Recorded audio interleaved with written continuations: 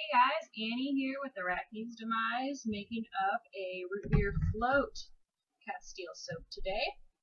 I have my soap batter emulsified in a super thin trace. I did just super fat it with some natural cocoa butter too. The fragrances that I'm using are a root beer fragrance and a whipped cream fragrance. And I think the natural cocoa butter, while you don't usually think chocolate with root beer, still think it's going to be a nice addition, and of course it's super good to add it to soap. So what I'm going to do, this is probably the last use I'm going to get out of my little cardboard tall skinny mold here. It's done me well, but it's about ready to kick the bucket. I'm going to do a root beer portion that's going to naturally discolor to dark brown. I'm going to add some brown mica to it because I kind of like my soap to be the color it's going to be in the end at the beginning, so it doesn't surprise me. So usually if it turns brown, I'm going to color it brown anyways so I can see what it's going to look like ahead of time. The other third or so is going to be the whipped cream batter, which has got about 3.5% vanilla in it. And I put a fragrance, the vanilla stabilizer in with that. I'm hoping that stays sort of a tan color. And then with that, I'm going to save some without any fragrance. And I'm going to do bright white, which I'm going to all drop swirl together and then do a little bit of white piped whipped cream look for the top. I've got some soap clay cherries and straws I want to adorn these with as well. So I'm going to go ahead and get this split up. This is the one I'm going to save for the piping and the very top drop swirl. It's just going to be a little bit here. Not any fragrance. That might even be a little bit much. Got my titanium dioxide, rice bran oil. Got a little bit of a squirt. What I read about this fragrance is that the root beer portion does discolor to brown on its own. There's no vanilla in it, but it's just the way that the fragrance is. The fragrance itself is actually pretty clear, but they said it turns a perfect root beer color, so I'm going to add some brown to kind of speed that process up. See how much? I'm going to split this in half evenly. I'm actually going to measure this time.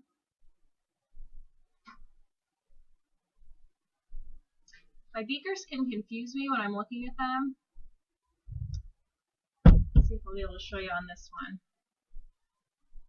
The numbers go up, and then they go down that way, and if I'm looking at the wrong side at an even point, it'll screw the whole thing up. So I'm looking at the correct side for that. That's 700 and 700.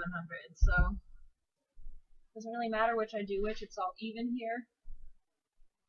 So we will make this the whipped cream. Stir that stabilizer in with it. It really didn't want to blend.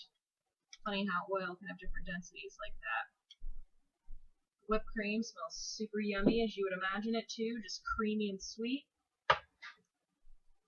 The root beer smells exactly like root beer. Oh, it's so yummy. This is one that my partner in crime, Chris, he said, this is like all for me, right? I get to keep this one and we just get to use it ourselves, right? I said, sure, baby. It's fine with me. I'm going to open up my little package of mica here. I didn't dilute this ahead of time because I'm going to be getting it kind of thick. If I can open it with my stinking gloves on. I'm trying to open this guy up here. There we go. Yeah, I didn't get it all dissolved because I'm going to just zip it up pretty good anyways. I'm not a lot of mica to that. That there. Start with my white, light color.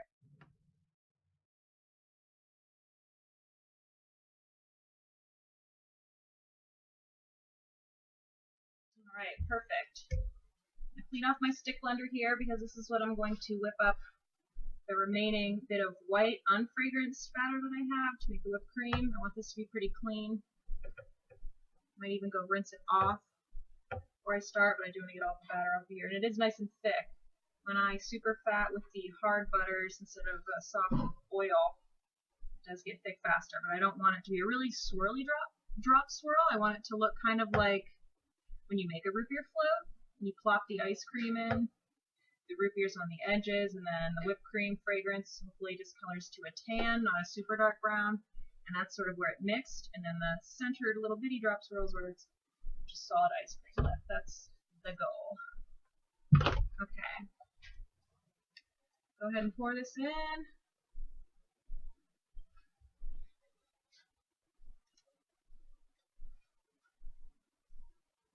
spatula to get it all out.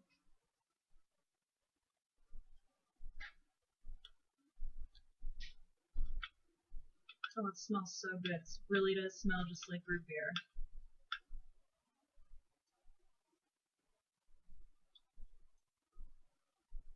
Oopsie.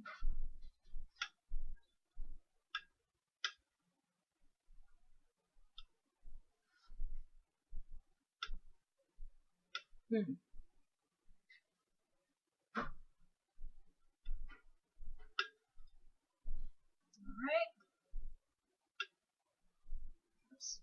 Go where I wanted it to go.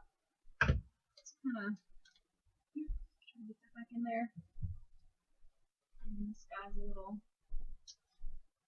elusive brown. Not a huge deal. Okay. Super even layers is not really crucial for this design.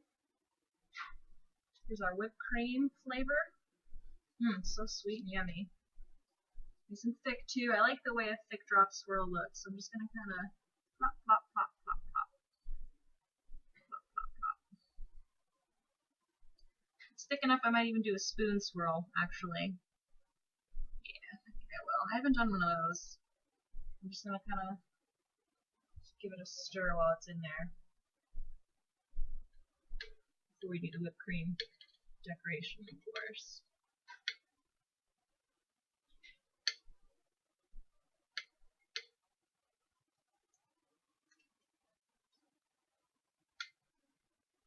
And have a little bit of a lull in my wholesale orders. Been making so much beard balm for my private label business partner, and we got our jars screen printed. We ran out, and we had more already in the works. They're not going to print for 9 more days, and we ran out yesterday. With the last order I had yesterday, I made enough to use up all the jars. So I've been doing couple hundred beard balms a week. Did 111 yesterday, and now we're out, so gotta wait. But I'm gonna make a lot of soap in the meantime there, and hopefully just have a nice big order ready to go when our jars get ready. Okay, I'm going to, normally you don't spray my spatula on the side, but I'm just gonna kind of put that back in there. Scoop out. There's not very much of the white. Okay, so I'm just going to scoop a tiny bit of the white. Because while they look the same now, this should turn that tan. I'm guessing with 3.5% vanilla and the stabilizer, it shouldn't get too dark. I want it to get, I mean, kind of tan is good. I just don't want it to turn dark brown. And if it does, you know what, it'll match the root beer part, which will be fine. I want to save the rest of that for the frosting now. I'm going to kind of spread this out on the top. So it's about even here. For the spoon swirl, I'm just going to kind of go in and make like circling motions all the way to the bottom, just to kind of get it kind of swirly like. One more at the end here. I'm going to need to tap out some air bubbles. It's very thick. It really does look and smell like some kind of delicious pudding though. One main reason you don't want to soak around little kids is they might want to eat it. Definitely not good for caustic soap batter. I'm going to tap out over here because I keep shaking the camera. There we go. Let me kind of wipe up a little bit here. I'm making a little bit more of a mess than normal today, but that's okay. Alright. Here's our what we got so far. A little bit of the brown has made it to the top, which is good. I want it to kind of swirl around. And what I'm going to do now, super quick, rinse my stick blender off because he's got brown root beer all over him. And this tiny bit of unflavored batter, I'm going to whip up till it's even just a little bit thicker than this. Actually, let me see. Is it ready to go right now? No, I want that a little bit thicker and more whip-like. So yeah, I'm going to rinse off my stick blender real quick. I'm going to blend this up till it's frosting consistency. And then I've got my star tip, and I'm going to do the frosting on the top. So, give me just a second to get that started. I'll be right back. Okay, stick blender is clean. I'm going to mute out the sound of this because it's going to be kind of obnoxious. There's not much in here, so it's going to be a little messy too. I'm going to zip up the frosting now. We're pretty thick, as you can see, and I think that's going to be good for our frosting. Go ahead and get all of it off of stick blender. Scoop it into my piping bag. I'm almost out of piping bags too, so I'm going to have to hit up the craft store and get some more of those bad boys. I actually used a piping bag to make some cookies for Thanksgiving too, so sometimes it's not always just soap. Thanksgiving I made a pumpkin cheesecake, which I just love. It was so yummy. Ginger snap crust on that. And I made, this is a recipe I'd never tried before, but they were these little chewy almond macaroon cookies, or macaron, depending on how French you are. And it was really just almond paste, sugar, and egg whites, and you whipped it up and squeezed it out in a piping bag onto your sheet tray and baked them. They're just these little buttons of delight. Oh, they're so good. My brother had to work Thanksgiving, and he texted me like late that night because he went to my mom's after he got out of work to eat some turkey and stuff. He was like, those cookies, they're chewy and crispy at the same time. That's amazing. I'm glad you liked them, little brother. Alright, scoop time. This could be thicker, but because of the amount that I had, it was really kind of hard to blend it up, but it should still make really nice piped peaks to represent whipped cream on our root beer flutes.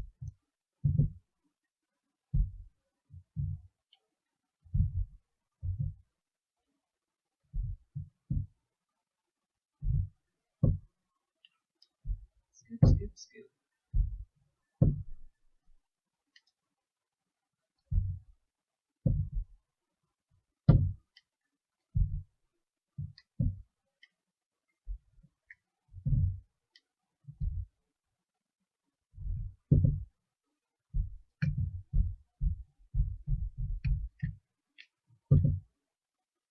You can probably see off to the side here my little soaked clay cherries and straws. Now usually on a milkshake or a root beer float or something of that nature, what goes on top is a maraschino cherry, and those are like freakishly bright red like my spatula. But I just use mica to color the cherries. I don't really like using those like FD&C colors. They just kind of creep me out a little bit, and mica is just fine by me. So it's more of a natural cherry tone, but I think that's okay. And obviously it should be obvious that it's a cherry, I think. Either way, so we're ready to pipe. And my folded over bag filled, kind of very gently flip it inside out. If your batter's too thin, it's going to ooze out the bottom without you squeezing, which you obviously don't want because that's going to make a huge mess. You're going to waste it all. See, we almost did though, so it is on this inside. I have 8 cherries, so I want to make 8 little bloops.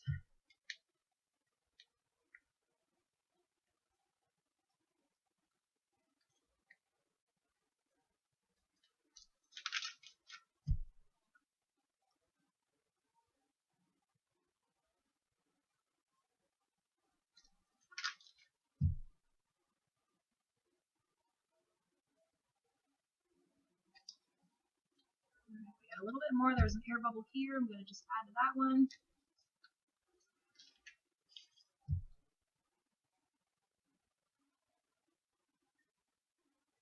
I actually saved the perfect amount of frosting this time. Usually I have way too much.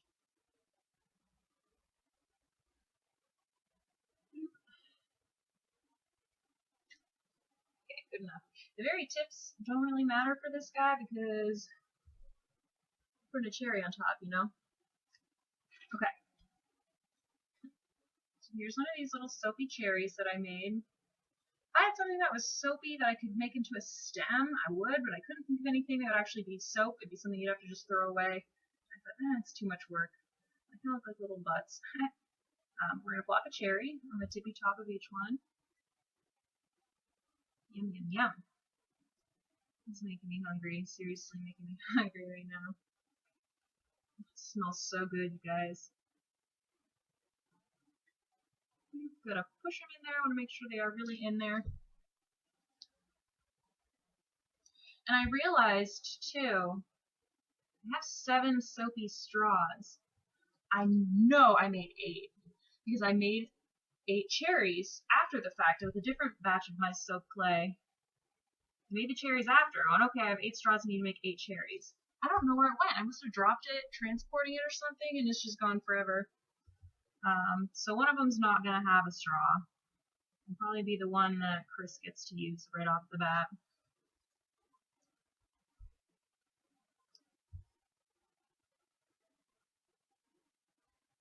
In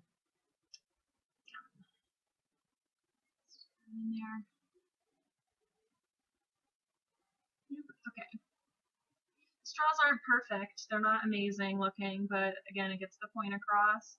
If I would have had like a blue or something, a blue and white straw would have looked really cool, but I just had the black mica, so I'm like, okay, good enough. I'm just going to stick it in like that. Fuzzy. How can you... Fuzzy. This fuzzy's really in here.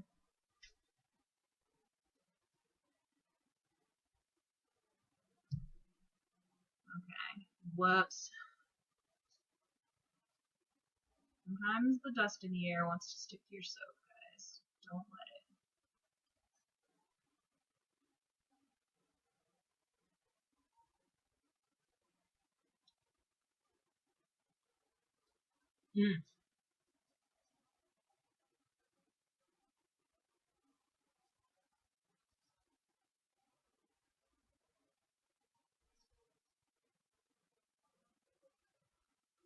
Where'd the last one go? Yeah, that's the one that's missing.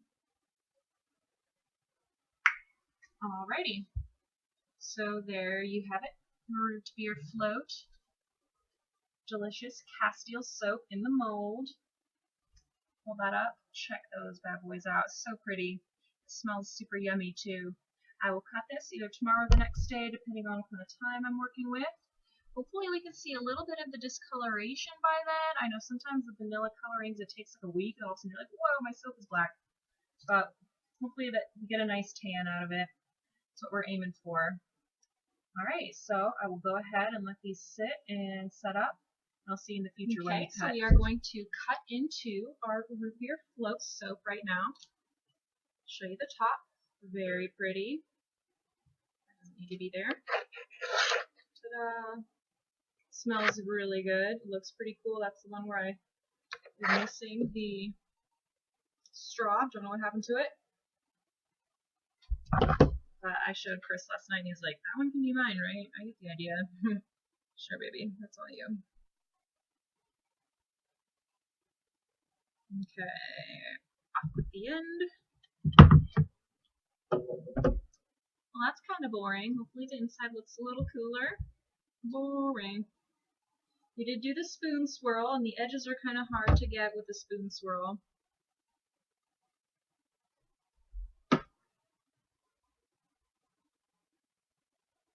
Straight down with my cutter.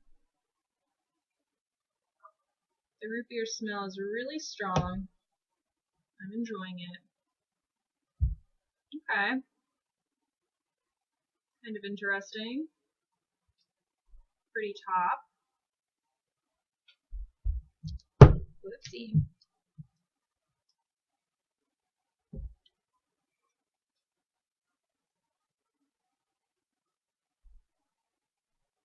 Keep going. Hopefully we get a little bit more of a swirl throughout. I'm going to, before I upload this video, make sure that I give it a couple of days to see if it's going to discolor anymore. Because I've noticed with the vanilla fragrances, it does take a while before that discoloration really sets in. Why? I'm not sure. Okay, kind of a swirl. I'll do a little air bubble too, because we got thick. Still pretty sweet looking if you ask me. Air bubble sucks though. Oh yeah. Can be really delicate that I don't break off my straws. They don't. They're not very sturdy because they're just soap. Okay.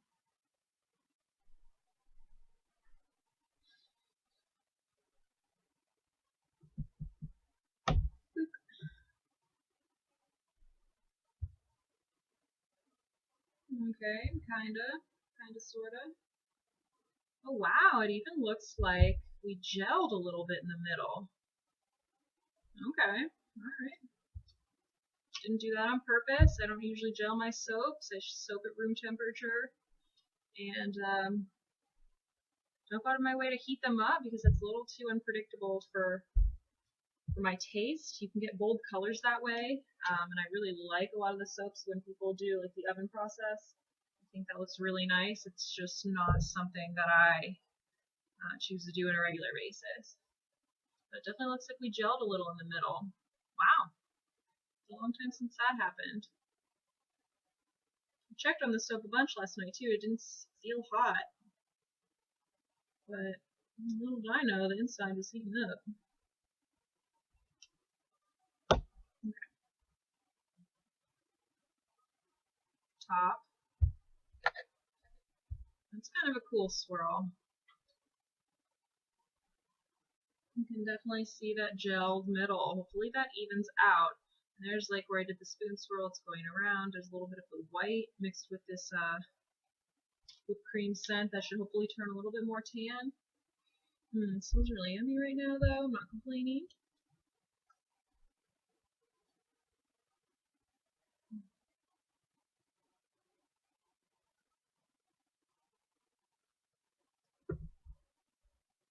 Not very swirly though. Okay, a little more, a little more. Chilled middle. Must have been the fragrance. Definitely no gel here. Like it definitely stops right there with so the whipped cream must heat up. Tops are so cute. Have enough room where you can kind of trim up the edges okay. Pretty pumped though so far.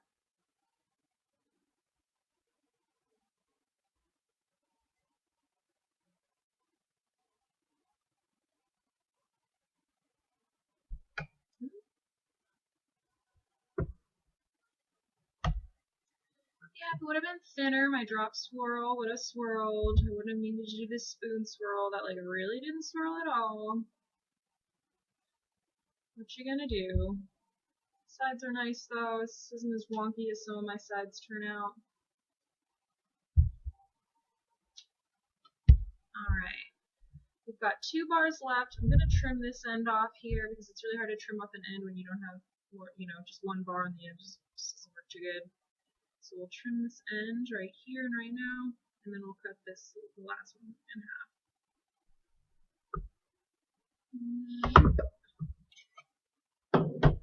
Yeah, pretty boring. You can tell no gel towards the edges. It was really just the center of the loaf. The center from the sides and the up and down. Just the center really got kind of hot. When I really started soaping, I didn't realize that I could make my lye water like a day ahead of time and just let it sit. I thought that it would just get weird. So I would I'd make my lye water and I would be so impatient. We wouldn't really let it get that cool. So I heat up, of course you want your oils to be a similar temperature